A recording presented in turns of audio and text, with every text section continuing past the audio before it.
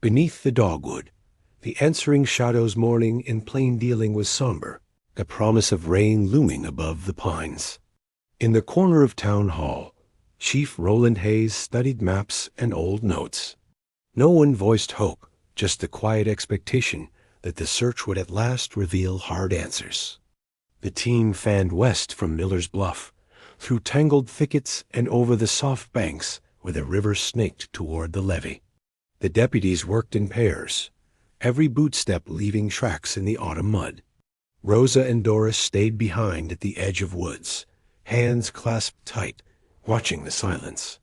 It was Bobby who called out from a stand of hackberries near a half-dry creek. Hayes, at his side in minutes, spotted the grim scene. Daniel, half submerged beneath roots and reeds, his backpack torn open, bruises on his head and arms, one shoe missing. Hayes knelt, silent, the task before him cutting sharper than any autumn wind. He marked the area, ordered nothing be touched, and signaled the coroner. Nearby, Anna's ribbon was snagged on a branch. The drag marks told of struggle.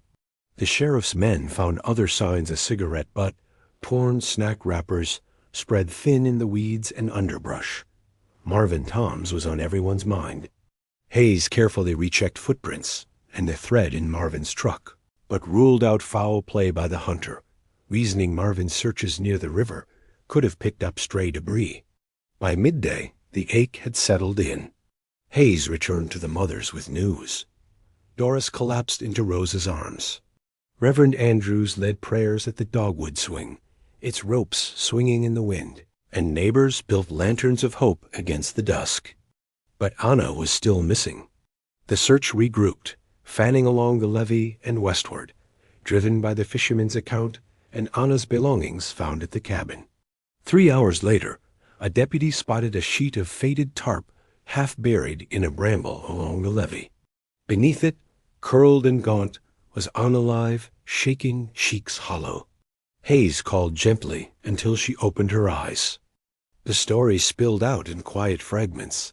Daniel's desperate courage, the attack by a limping stranger, the frantic flight, the order to hide and wait for help. At the hospital, Anna identified Ed Thomason, the bearded drifter, as Daniel's attacker and her abductor. Hayes worked fast with state police and Bobby, tracing Ed's movements through pawn shops and shelters. Days later, Ed was cornered in a barn outside Bossier City. He tried to run. His limp betrayed him. This time, Hayes didn't let go.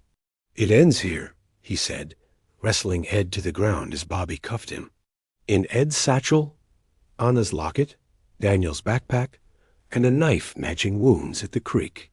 Prints, witness accounts, and a battered pencil map sealed the case. During the trial, details emerged: a botched robbery, Daniel fighting to protect Anna, Ed fleeing when the search heated up. The verdict was quick and final: first-degree murder, kidnapping, and a lifetime behind bars. Plain dealing mourned Daniel with a full church, dogwood branches tangled above. Anna's survival was celebrated with quiet relief. Marvin stood at the edge of the crowd, tears in his eyes, cleared of suspicion at last. Hayes, weary and changed, walked Miller's Bluff in the hush of early winter. The woods felt emptier, but at the swing beneath the oak, he saw Doris and Rosa, each holding a lantern, one for Daniel, one for Anna, both glowing against the evening. The answers brought sorrow and closure. The dogwoods bent low in the wind, stripped bare as memory. Plain dealing moved on, scarred but enduring, holding tightly to the truth earned the hard way beneath the dogwood, where shadow met light, the end